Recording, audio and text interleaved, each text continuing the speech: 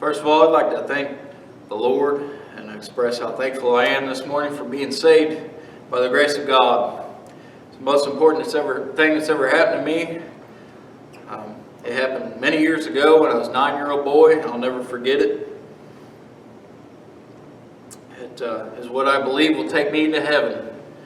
When I was in search of a miracle, I was in search of salvation, I was in search of forgiveness of sins. The thought or the title I might give this today is In Search Of. I don't know what you think of when you hear that, in search of. Out in the world, you might even see a little abbreviation, ISO, that people use when they're in search of something or they want something. They might post that in a classified ad, ISO, and then put what they're looking for when they're in search of something, whether it be a material thing or whatever. But what I want to speak on today is more spiritual, more in particular, a miracle. Is what I hope to reach someone who's in search of a miracle today. I spoke with a man recently, and the subject of religion came up, and the subject of God came up, and he seemed quite unsure about his eternal destiny. He said, "I hope so."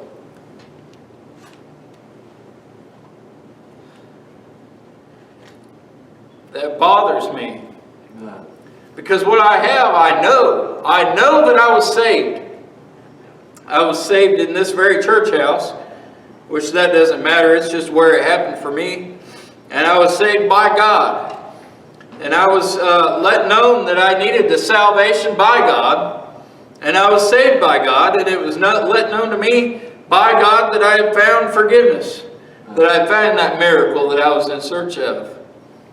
And if you find it any other way, I fear that you have found some man-made way. And it bothers me and troubles me, especially to hear someone say that I hope I can make it into heaven. He went on to tell me some different ways that he is putting his faith in, which aren't biblical, by the way. And he listed a couple of them. And he said, well, I don't know. We'll see. He said, it might take a miracle. And I said, it will. Amen. Because it takes a miracle wrought by God to make a sinner clean. Amen. It truly does. I'm going to give you a background text, I guess, or a base text line here out of Isaiah. And I know my pastor danced around this, but he kind of used it toward the children of God that had already been saved. But whatever, I'm going to give it to you. It says, seek ye the Lord while ye may be found. Call upon him while he is near. Let the wicked forsake his way, and the unrighteous man his thoughts. And let him return unto the Lord. And he will have mercy upon him, and to our God, for he will abundantly pardon. I hope today that someone is hearing this that is in search of a miracle that I spoke of earlier, that miracle of salvation, that miracle that takes place when a lost sinner, one that's dirty with sin, is made clean and made able to enter into heaven and be with God, to return unto God for an eternity. I'm going to read a couple different miracles here in the Bible pertaining to miracles that Jesus performed. And I don't really know why I feel led to touch on these two, but I do. The first one is a woman that had a blood issue. And Jesus was on his way, actually a ruler, I believe it was, came to him about his daughter that was dead. He was on his way to that place. And on the way there was a throng about him, or a press, a crowd of people around him. And then this woman come in contact with Jesus. Listen to what the Bible says in Matthew chapter 9. Verse 20, it says, And behold, a woman which was diseased with an issue of blood 12 years came behind him and touched the hem of his garment. For she said within herself, If I may but touch his garment, I shall be whole. That's faith right there. But Jesus turned him about, and when he saw her, he said, Daughter, be of good comfort. Thy faith hath made thee whole.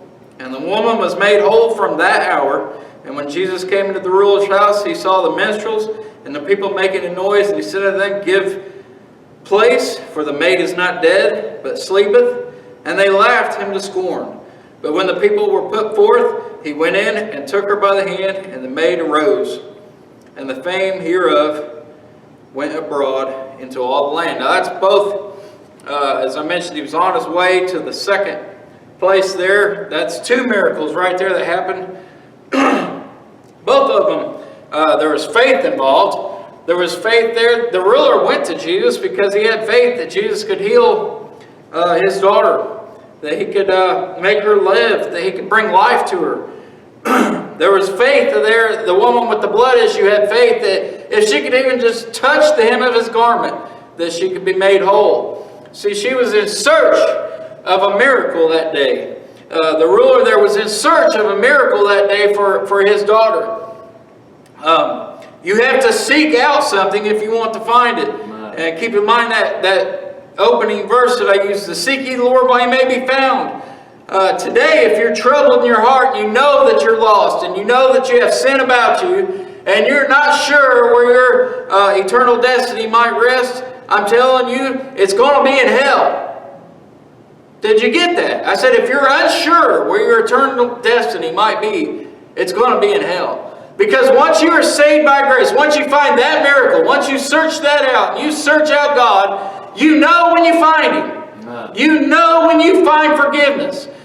You know when you're saved. Now I'm going to go ahead and read a different account. That was Matthew's recorded in Matthew. I'm going to give you what's recorded in Mark, the same situation here. And Mark in the 5th chapter has the same event recorded. It says, a certain woman, I'm going to pick up in the 25th verse if you're following along. It says, a certain woman which had an issue of blood 12 years, had suffered many things of many physicians, and had spent all that she had, and was nothing bettered, but rather grew worse. When she had heard of Jesus, came in the press behind, and touched his garment.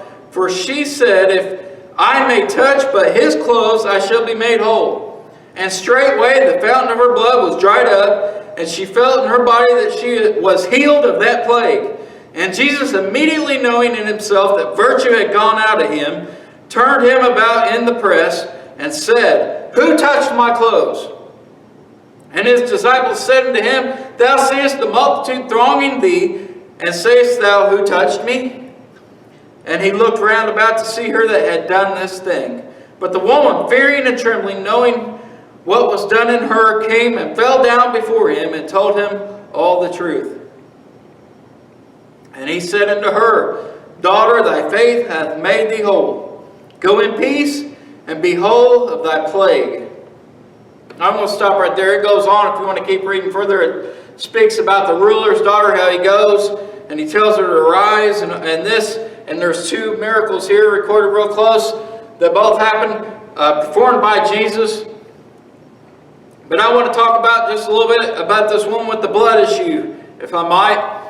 It says here in Mark's recorded version here, it says that she had suffered many things of many physicians, and had spent all that she had. See, she had been in search of this miracle for quite some time. 12 years, it says, she had this blood issue, and she had been in search for quite some time of a miracle that would rid her of this plague. She obviously went to many physicians, it says, spent all that she had, and they didn't work, obviously, or she wouldn't have kept going to different physicians. So she went to one and it didn't work. She spent some money here, it didn't work. She kept going because she still needed that miracle. And I want to tell you today, if you're in search of the miracle of salvation and you haven't found it yet, you need to keep going. Amen. You need to keep going until you find it. And here's the key right here. You end up at Jesus. That's where you're going to find that miracle of salvation, is at the feet of Jesus. You can't find it any other way. You can't find it through a man. You can't find it through a church. You need to believe the gospel and go to Jesus. It can be the gospel of your salvation. The good news that Jesus died on the cross for your sins in your place. That is the gospel, the good news that there is a Redeemer and that He lives. He not only died on the cross, but He arose from the grave and He is ascended into heaven with the Father right now, awaiting you to come to Him in search of a miracle. Amen. Do you want it today? Are you in search of a miracle today? The miracle of salvation. I'm talking about eternal life today. I'm talking about forgiveness of every sin that you've ever committed. And we've committed some, haven't we? Aren't we all just criminals in the eyes of God? I'm telling you, we are. From the first sin that was committed in the Garden of Eden, Adam there, when he fell, it got passed on and passed on and passed on, and we are all sinners. The Bible tells us that. And quite frankly, it doesn't take a genius to figure it out. You just got to open your eyes and look around. We're all imperfect. We're all sinners. We're all criminals in the eyes of God today. We need forgiveness of sin. And the only way you can find that is to seek after the Lord. Seek after the Lord while He is near, meaning while He is dealing with you. I don't believe you can just wake up and decide, I want to get saved today. I believe the Lord's got to be dealing with you. And if He is, I encourage you today to just drop everything. Drop everything and go to Him. You must go to Him in faith. You must go to Him believing. You must go to Him humble. But you must go to Him. Don't give up until you found it. If you're in search of that miracle, keep trying. Don't try man's ways, though, like this woman tried man's ways for many years. Many physicians she tried and spent all that she had before she finally found Jesus. Now, whether Jesus is passing by or if you have to seek Him out, just forget about that. Let me look at this other miracle that's on my mind that's performed by Jesus. In the 18th chapter of Luke, we find that there was a blind man. And I seem to have lost it now. I know it's here in just a second. In the 18th chapter of Luke, in the 35th verse here, it says, And it came to pass that as he come nigh unto Jericho, or near unto Jericho, a certain blind man sat by the wayside begging. And hearing the multitude pass by, he asked what it meant. And they told him that Jesus of Nazareth passed by. And he cried, saying, Jesus, thou Son of David, have mercy on me. And they which went before rebuked him, that he should hold his peace. But he cried so much the more, Thou Son of David, have mercy on me. And Jesus stood and commanded him to be brought unto him. And when he was come near, he asked him, saying, What wilt thou that I should do unto thee? And he said, Lord, that I may receive my sight. And Jesus said unto him, Receive thy sight, thy faith hath saved thee. And immediately he received his sight, and he followed him, glorifying God. And all the people, when they saw it, gave praise unto God. So here I've actually brought out three different miracles, mainly focusing on the two. The woman that touched Jesus, the hem of his garment, and this blind man that cried out to God. He cried out the one time and he got no satisfaction there, no relief, he was still in search of something. He was still in search of that miracle, so he had to cry out again. So again, I tell you, if you haven't found that miracle of salvation, if you're still in search of that miracle, you need to cry out to God. You need to cry out to God today with everything you've got. With every ounce of faith you can muster up.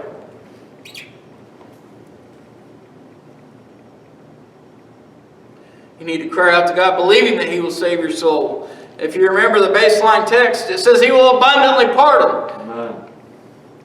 meaning abundantly, meaning that more than enough. You will get more than enough if you come to Jesus, if you come to Him in faith. Are you in search of a miracle today? And I want to jump back. I hate to jump around on you, but I want to jump back to the woman that touched His garment again. And look for a moment there. This is important. Not for the salvation end of it, but it is important. Just as this woman was asked here, she was asked a question.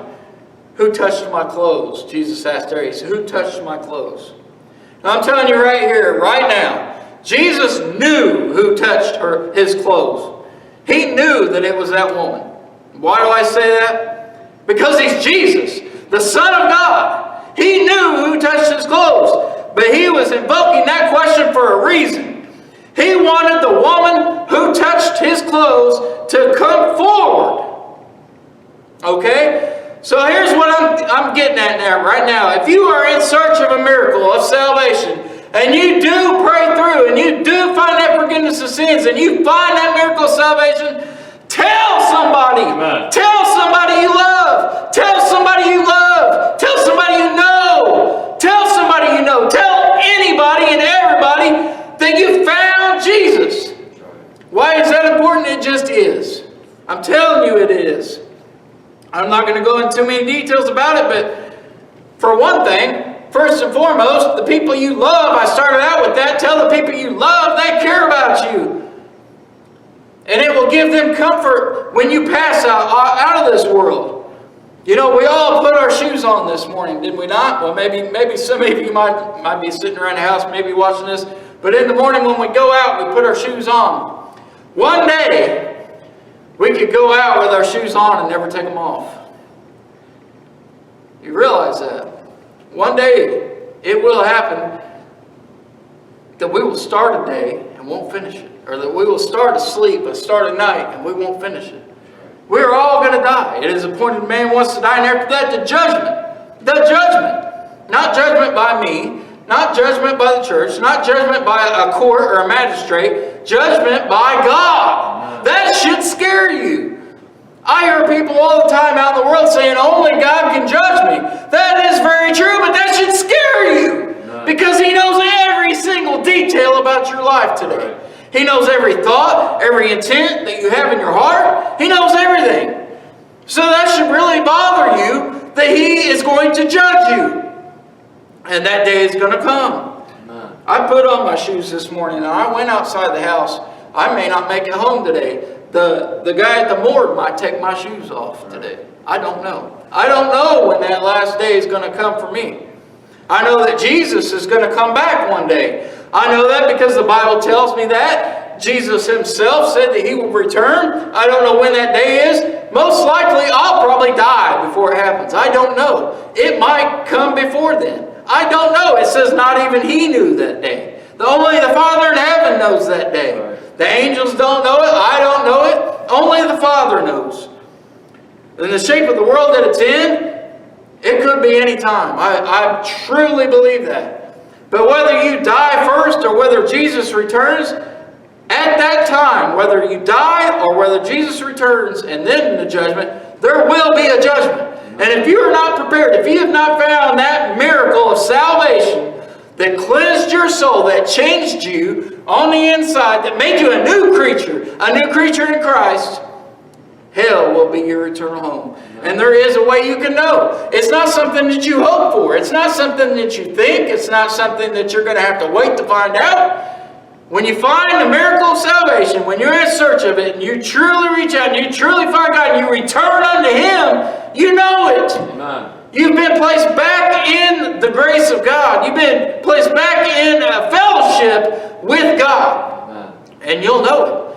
Something that's so holy as God, when you are out of fellowship with Him and now all of a sudden you're back placed in fellowship with Him, there's a difference. There's a change, and you're going to know it. It's not something we hope for.